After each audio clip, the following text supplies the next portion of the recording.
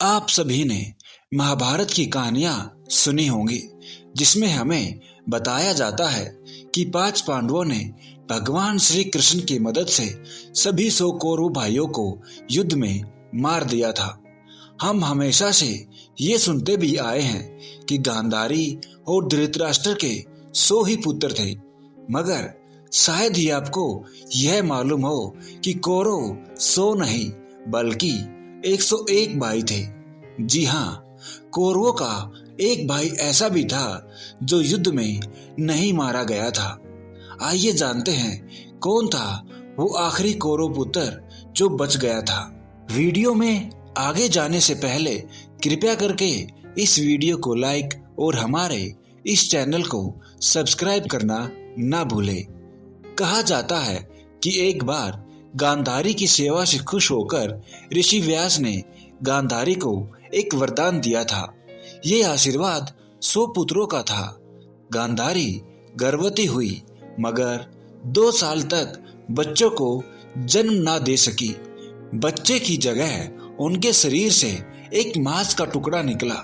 उस वक्त ऋषि व्यास ने इन मांस के टुकड़ों के 101 टुकड़े करके घड़े में रखवा दिए। हालांकि ये 101वां टुकड़ा भी पुत्र के लिए नहीं बल्कि पुत्री के लिए था।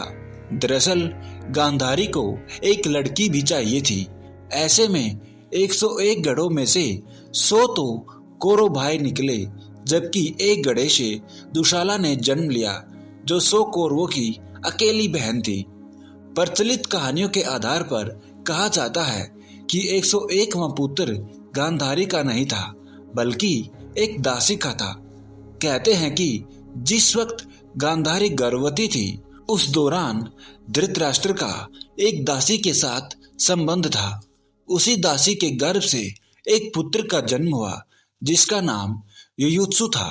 युयुत्सु एक धर्मात्मा था, इसलिए दुर्योधन के गलत कामों को बिल्कुल पसंद नहीं करता था और उसका विरोध भी करता था। युयुत्सु ने महाभारत युद्ध रोकने का अपने स्तर पर बहुत प्रयास किया था, लेकिन उसकी नहीं चलती थी। जब युद्ध प्रारंभ हुआ तो पहले तो वो कौरवों की ओर से ही था, मगर युधिष्ठिर के समझाने पर वो पांडवों की ओर से लड़ा। युयुत्सु ने महाभारत के युद्ध में अधर्म की जगह धर्म का साथ दिया। युधिष्ठिर ने एक विशेष रणनीति के तहत युयुत्सु को सीधे युद्ध के मैदान में नहीं उतारा, बल्कि उसे योद्धाओं के लिए हथियार और रसद की आपूर्ति व्यवस्था का प्रबंध देखने के लिए नियुक्त किया। युयुत्सु ने अपने इस दायित्व को बहुत जिम्मेदारी के साथ निभाया। ऐसे में जब पांडव महाभारत का युद्ध जीते तो युयुत्सु ही अकेला धृतराष्ट्र का पुत्र जीवित बचा, जिसने बाद में उन्हें मुखाग्नि भी दी।